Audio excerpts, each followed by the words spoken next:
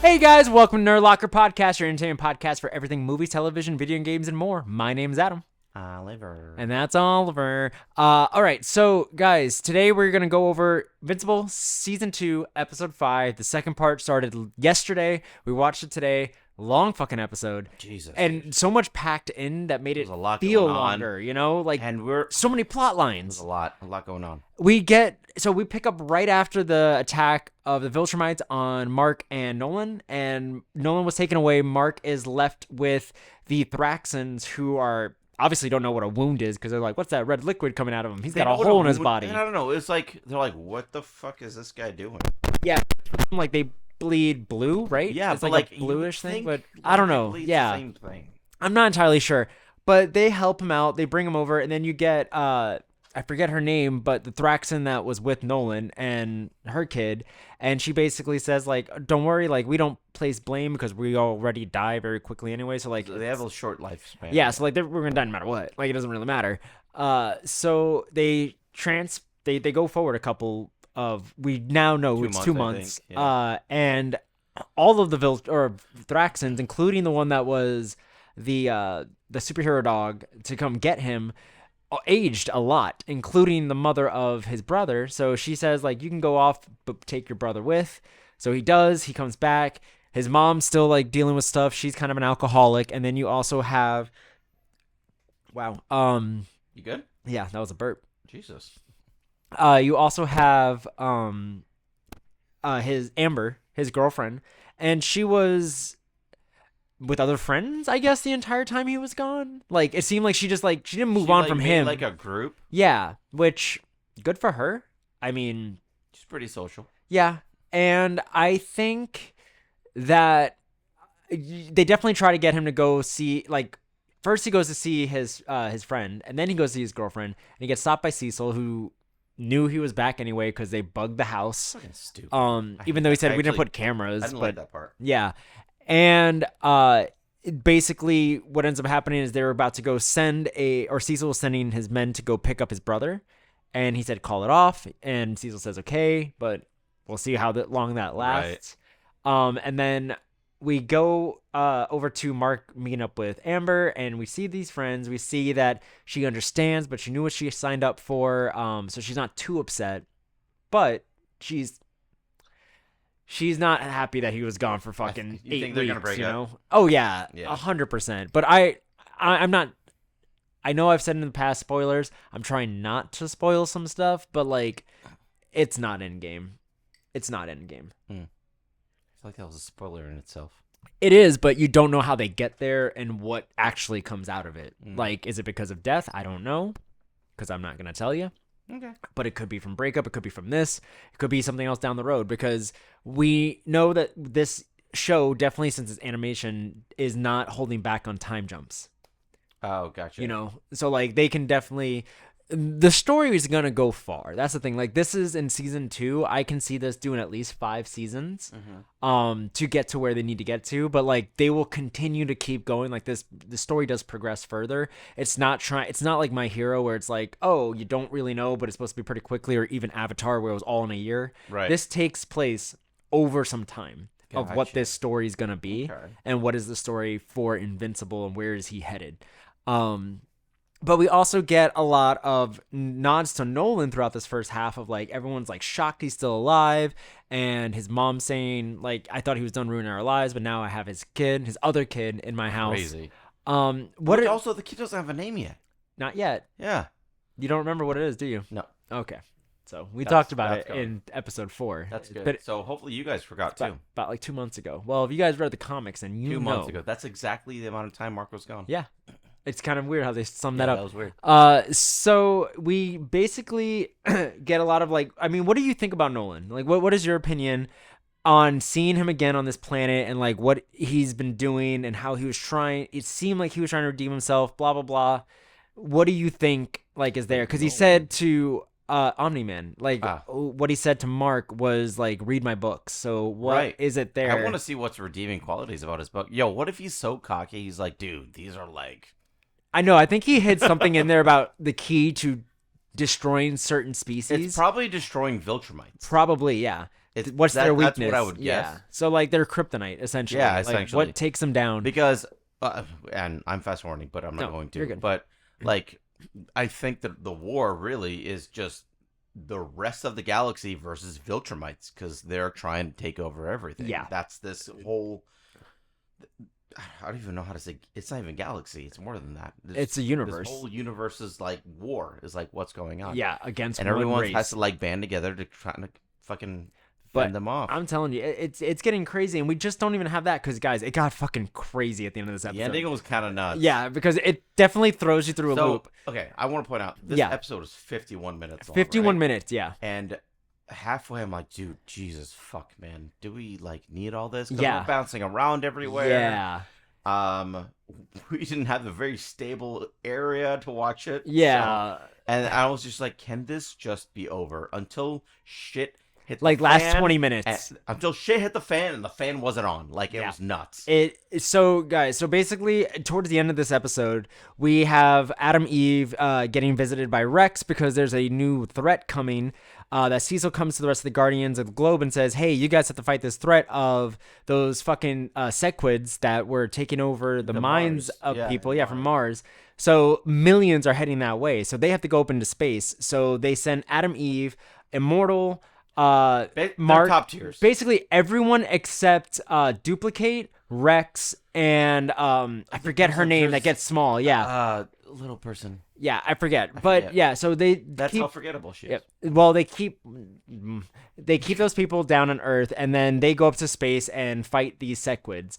They're doing pretty well at first, but like getting onto the ship. But then when they get there, the other Martians, which we find out shapeshift, which we knew was a Martian, finally gets outed, even though everyone kind of knew except one person on the globe. So he's like their inside man. And they blame him for this invasion. The Martians blame him for this issue. Like everyone blames him. It is literally his fault. It is literally his fault. So they get on there. They're shunned by them, and then they go to fight the Sequid, because one punches them, and that awakens all of them. They all come in, and they're headed by the astronaut that Shapeshift knocked out, who's also human. And they're holding their own until they start getting attacked by all of them, and Adam Eve puts them all into a force field, I guess. Matter field, I guess. Yeah. And while they're in there, not Rex, but Robot, Rudy, is trying to make a pulse emitter, yeah. Almost like an EMP. To like get them out and like disable their nervous system for a little bit. So now while that's happening, guys, then we go to Rex, a lot going on. Duplicate, and man, Rancor, I think is her name. I don't think Rancor's right. If you could look it up real fast for me. But guys, so we have these three other heroes that are now called by Cecil for another technical world-threatening mission. So they go off to who we saw at the last of episode 4, which was this Serpent Society kind of people that are headed by this King Cobra dude. That it kind of seems like they're capable, but they're not capable. They definitely seemed at the moment like B villains, right? Shrinking Ray. Okay. But like, didn't they seem like B villains to you? They did, but they got fucked up. Yeah, like they seemed like B villains. They didn't seem like they were gonna get far. Well, I think that was a point to be made because like Rex was the veteran in that group, right? And then they're like, yeah, what's the odds that two groups of people are going to be threatening the planet of Earth? Yeah. Turns out. And not only that, but they get there to the Serpent Society, and there's only 2 of them. Technically 3, because they find the 3rd one at the end. But one of them is this just fucking massive thing that is just, he's like Hulk, annihilating through all of the duplicates. Insane. And he's like killing them all. And then she's trying to get away, and then finally, it gets down to the final one. She tries to get out. She duplicates one last time, and he grabs both and just smashes her, fucking her eye, everything, dude. So cool. Dead. Then Shrinking Ray gets mad, goes into one of the other villains, goes into his eye, busts his head or whatever, and then comes out, tries to go into the big guy. He eats her. Rex is like, and Rex is like, you. ha! Well, mind you, Rex just got slashed on the side. The same size. Yeah, he got slashed here and on the back, so he's bleeding out. And she goes to like blow him up, and then he contorts and like swallow. He's like, bitch, you ain't. And then he actually like eats her basically. She's dead, and then Rex is about like trying to get away. He ends up killing that guy though, because he bites off Rex's hand, but Rex had a bomb in his hand which blows up his head, which was great by the way. Was dope. Then when he thinks he's about to get away, that fucking serpent guy has a gun to the back of his head, saying a monologue. Rex says, "Just do it, you prick," and then we don't get to see what happens. I don't think they're gonna end Rex's character. I think that whole situation about him. Well, they technically wouldn't, because you also have Rudy, who is Rex's clone, just a younger version of him. Right. Okay. With the robot brain. Right. That's all. But it's his body. I'm just talking about Rex as a character in general. I don't think they'll end him here because, I mean, he's such a genuine, funny character that this whole learning experience was just gonna give him more development. I like how you're saying, but you already know. I don't know why we talk about this. Why am I here? I don't remember with Rex. Why am I here, guys? No, I don't remember with Rex. But anyways, we have that, and then we get a post-credit scene where we get Alan. And with Alan, he wakes up in that Vecta tank that he was in. The Vecta tank. And he wakes up, he's like, oh, I thought I was dead. And then he realizes he's not. He ends busting out of his thing.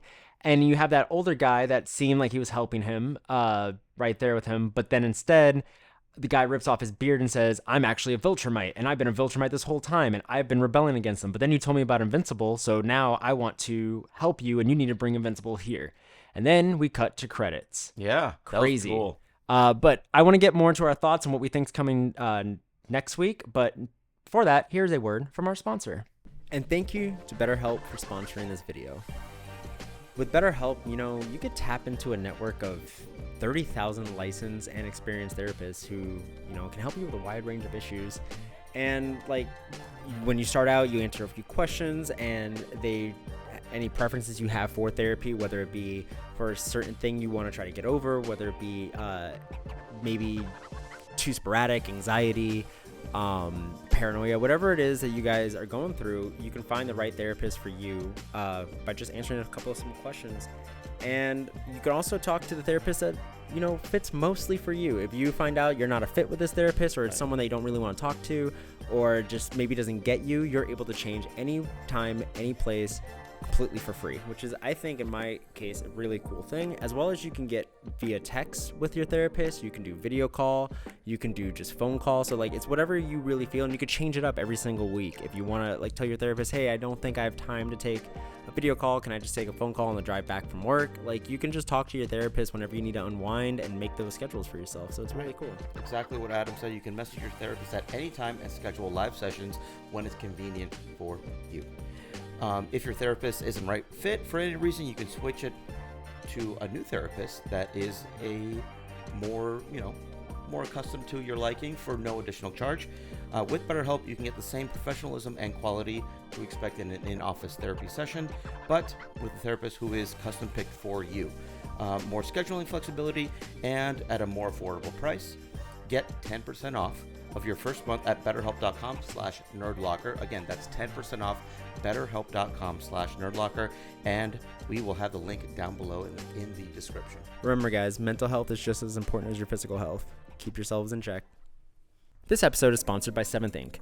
Just so you guys know, we have these cool horror t-shirts, and what's nice... He's a seahorse. Mine is the Nevermore shirt. So there's a local artist here in the Florida area that we are good friends with, Matt. He has a company, Seventh Ink, that he designs all of these, as well as he has other designs on there that are from his daughter, who goes to her college fund and stuff. Yeah, all those different like little cute ones. That's his daughter. God. Yeah, so she also helps out with that. He has a very massive collection of original art on different button-ups, t-shirts, hoodies. He has pins, coasters, patches, so many cool things. He also has a Patreon that you guys can subscribe to, or a club that is linked through Patreon that you guys can get exclusive things like this Nevermore shirt is exclusive to Patreon. It even says on the tag. And you guys can get limited edition colors of certain things. So if you guys know about Pokemon, there's a thing of like shiny variants. So you kind of get shiny variants of these, different t-shirts. So this one is an exclusive, but sometimes he has red to green for like certain Christmas ones, and Halloween ones have different inverse of colors. So you can find all of that on his website at seventhink.com. And if you guys use our code ANGEL, ANGEL, at checkout, anytime you check out, you will get 10% off. That's 10% off every single time you check out. That's not a one-time code. That's an anytime code. I thought we were just helping the guy out. No, you guys can get 10% off anytime you see a new thing. It doesn't go for the subscription services, but it does go for any of your orders. Okay. So if you see that new shirt and you want to use our code, you type that in, you're going to get 10% off that new shirt that you've been wanting. So link down below, check him out. He's got some amazing stuff. New things are coming out, I know, for summer. So you guys can get some more summer stuff. He has tank tops and bathing suits, so look out for new designs. Keep in mind, Matt's a local artist, so like we try and our best to support local artists. So please check him out if you haven't done so already. We'd really appreciate it. Yeah. Shout out to Matt. And we're back. We're back? We're back. That was fast. So to wrap this up, guys, I'm very excited for where we're going. That was a lot for episode back for a part 2, which means it's just gonna get fucking crazy. I know. From here. It's gonna get we only have 3 more episodes left in the season. We haven't heard anything from a certain character from season 1. It's that Lion's Mane guy. Oh yeah. That fucked everyone up. Yeah. In that top floor of that building. Yeah. Well, you'll probably see him again. Yeah. And I'm sure we will. Yeah. Because they brought it up. Yeah. But yeah. I'm excited for that. That's gonna be a whole. I have a funny feeling that with this last 3 episodes, we're gonna come up into like what's gonna happen with this kid. We're gonna see more of that. My predictions. I think we'll probably get to see Nolan again one more time, and I do think that Alan will make it to Earth and talk to Mark. We'll get all that at least by the end of the series, and not in the next fucking episode. I kind of hope it's just like a similar moon to moon talk, like he just drops a rock. Yeah. Super slow. Yeah. But I don't know. We'll end up seeing like where we're going to go with this. How much more story can they cover? They're catching up to like not the midway point, but like season 3 will start the midway point, I think, with how quickly they're going through this, with only 3 more episodes left in the season. Damn, dude. And knowing that season 3 is going to come out sooner than season 2 did.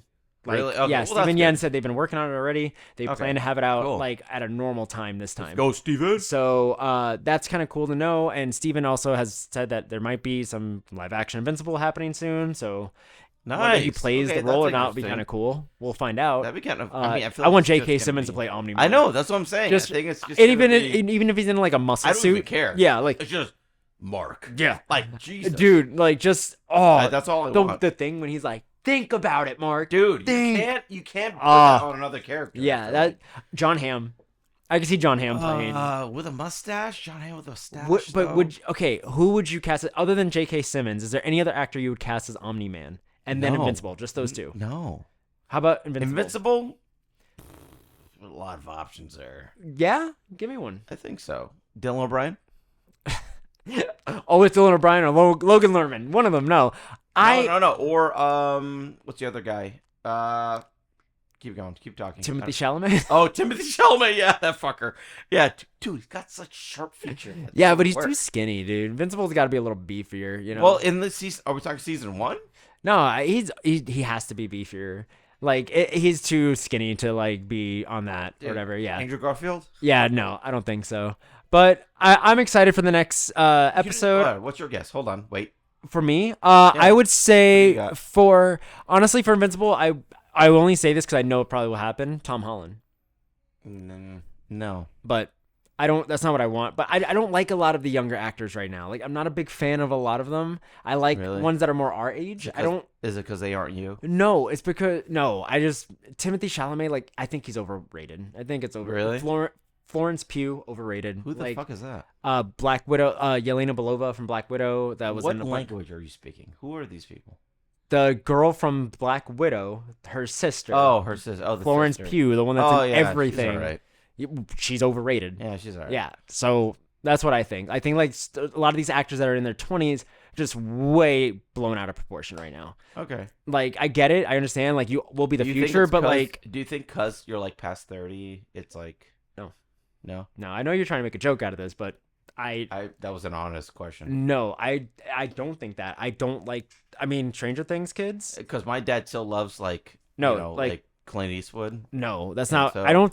I'm I'm not just saying. wondering if I'm not even saying that because I like a lot of people that are also older than me. It's not necessarily who I grew up with. It's more the fact of, like, Stranger Things. I don't think that the first season, acting wise, was strong. I think the story was great. Do I think the kids did well? Not really. And to this day, I still don't like the acting of who plays Mike. And he's also in that guy. Ghostbusters. No, he's not good. And I don't like him. Oh yeah, he's not good. Even in Ghostbusters, I don't think he's a good actor. He No, doesn't he's have. not good. He just seems fucking It's annoying. like white bread. Yeah, Yeah. but that's what a lot I of these get actors that. are. They play the But same Millie Brown is character. pretty good. I think Millie Brown is pretty good. I don't mind her, but I haven't seen her in anything else really, Oh, other than yeah, God. wait. Or I saw like clips of the Godzilla No, stuff she was in, but I haven't seen. She's in something new recently. I saw that, The yeah, trailer but I thought it was got good. bad reviews on that. I don't fucking know. I don't know. I know they're making a sequel, so it really depends on critic to audience. But like, that's what I'm saying. Like, a lot of the younger actors these days, it seems like they're playing the same character no matter what they do. So like Wonka, that Timothy Chalamet is the Timothy Chalamet I see in everything else. It's the Timothy Chalamet I saw in Beautiful Boy with Steve Carell, where he played like that was probably his best performance, where he played like a drug addict kid of like Steve Carell based on a book. That was like very dramatic. But these other things, like it. The thing is, I hate to say it, but that fits his role more than the lead in Dune. You know, because I have read the first book of Dune. That is not who I pictured in my head as playing that character. Sorry, like too small of a frame. Who would you like cast for Dune? I would have put someone like Henry Cavill. Not now, but like 2013 Henry Cavill, like beginning like 10 years ago. But this movie, that would have been a good. When this movie was filmed, who would you cast? Well, Dune 1.